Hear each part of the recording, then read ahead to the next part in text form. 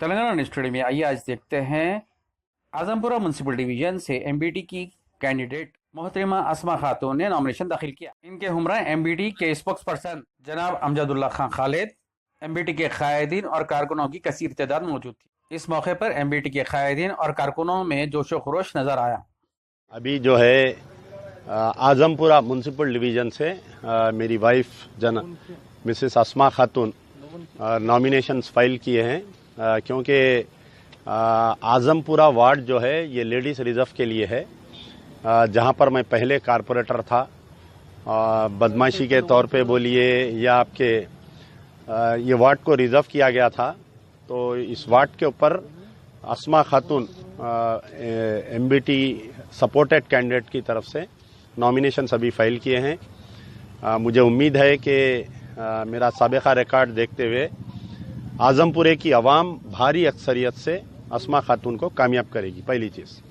अब दूसरी चीज़ यह है कि इतना आनंद फानंद में, इतनी गड़बड़ में, इतनी उजलत में पता नहीं हमारे केसीआर साहब को कौन से पुजारी ने वक्त दे दिया या कौन सा ये लोग बताए ये इलेक्शन किया जा रहा है।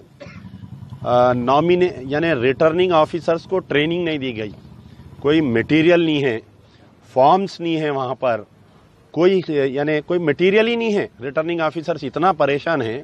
और सबसे पहली चीज़ जो है नॉमिनेशन फॉर्म जो दिए, वो नॉमिनेशन फॉर्म में जो है सन ऑफ डॉटर ऑफ है, उसमें वाइफ ऑफ का जिक्र ही नहीं है उसके अंदर। यानी जो भी कैंडिडेट, अगर कोई लेडीज कैंडिडेट है, 50% रिजर्वेशन है आउट ऑफ 150, तो उसमें वाइफ ऑफ का जिक्र ही नहीं है उसमें। नॉमिनेशन में एक बहुत बड़ा डिफॉल्ट है उसमें। और एक चीज़ ये कर रहे हैं कि जो प्रपोजर्स का सर्टिफिकेट्स दे रहे हैं, वो लोग जो सर्टिफिकेट्स दे रहे हैं प्रपोजर्स का असेंबली कॉन्स्टिट्यूंसी वाइज दे रहे हैं। यहाँ पर ये लोग जो चेक कर रहे हैं वो म्यूनसिपल डिवीजन वाइज चेक कर रहे हैं, तो उसमें जो है सीरियल नंबर भी चेंज हो जा रहा, पार्ट नंबर भी चेंज हो जा रहा, पोलिंग बूथ भी चेंज, यानी किसी किस्म की तैयारी नहीं है, लेकिन इलेक्शन करवा दे रहे हैं।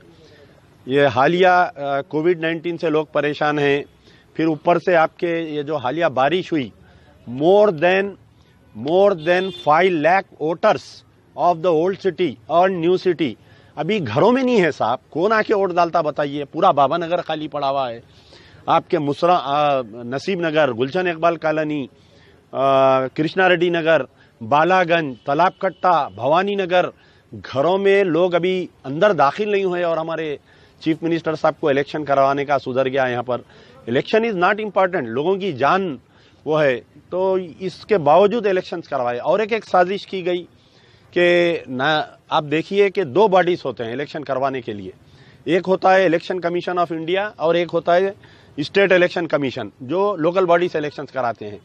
मजलिस बचाओ तहरीक एमबीटी जो है 1992 से रजिस्टर्ड है, इलेक्शन कमीशन ऑफ इंडिया में भी रजिस्टर्ड है, स्टेट इलेक्शन कमीशन में।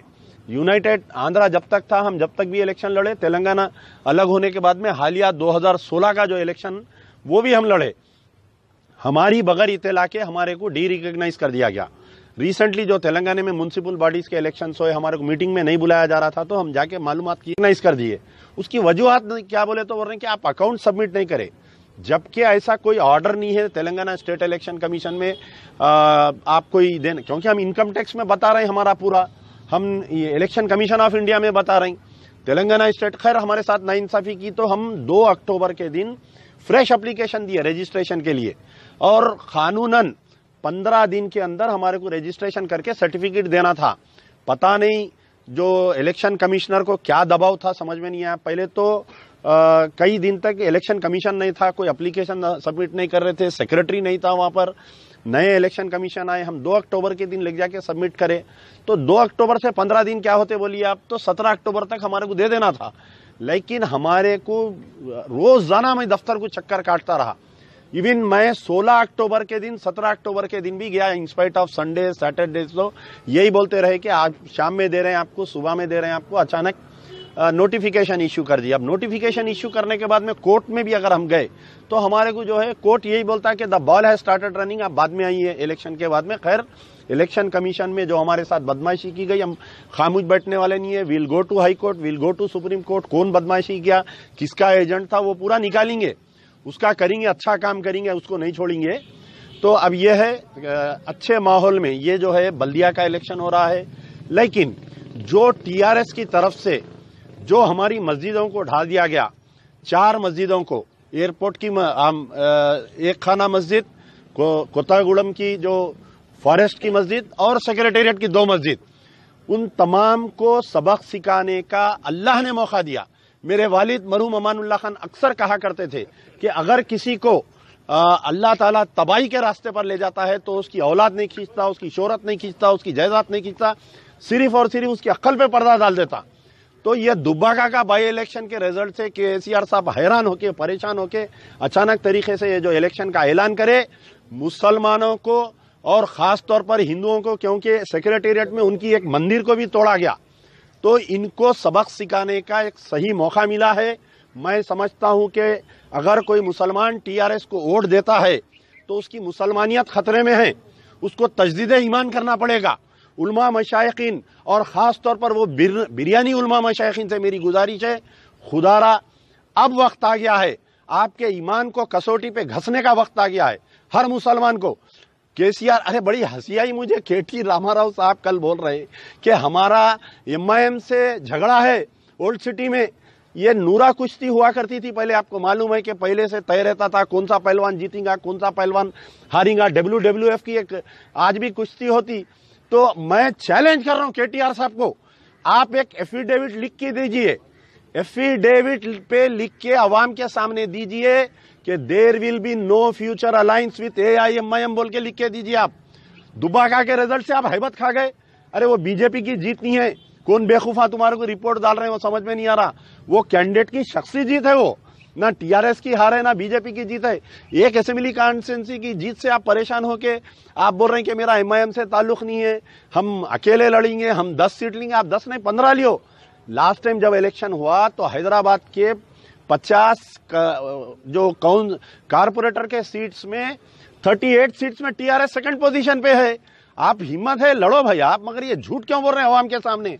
आप एक एफिडेविट पे लिखिए, अपने ट्विटर अकाउंट पे ट्वीट करिए कि आई अश्योर यू, 100 रुपए के बॉन्ड पेपर पे लिखो आप, केटीआर साहब 100 रुपए के बॉन्ड पेपर पे लिख के दियो, in future there will be no alliance with MIM. अगर मैं एमआईएम से अलायंस करा तो मैं केसीआर की औलाद नहीं बोल के दियो। आप लिखो, आप जब अवाम आपकी बात को ये भरोसा करेंगी। आप दिन में एक बात बोल रही हैं आप, अच्छा मुझे तो इतना यकीन है कि केटी रामाराव साहब शराब नहीं पीते, कोई पी के बयानात नहीं दिए होंगे, ये भी यकीन है मुझे। तो अवाम बेवकूफ है या आप अवाम को बेवकूफ बनाना चाह रही? आप बोल दे रही कल अगर आप अलायंस में आए, स्टैंडिंग कमेटी में अगर एमआईएम के मेंबर्स को जैसा साबिका में लिए थे अगर आप दोबारा लेंगे तो मैं समझूंगा आप केसीआर की औलाद नहीं है। शुक्रिया।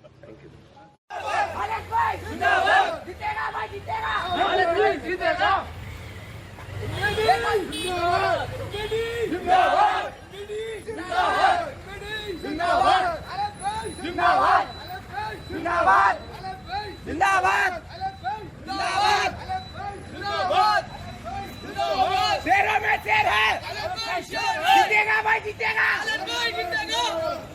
देखो देखो कौन आया, देखो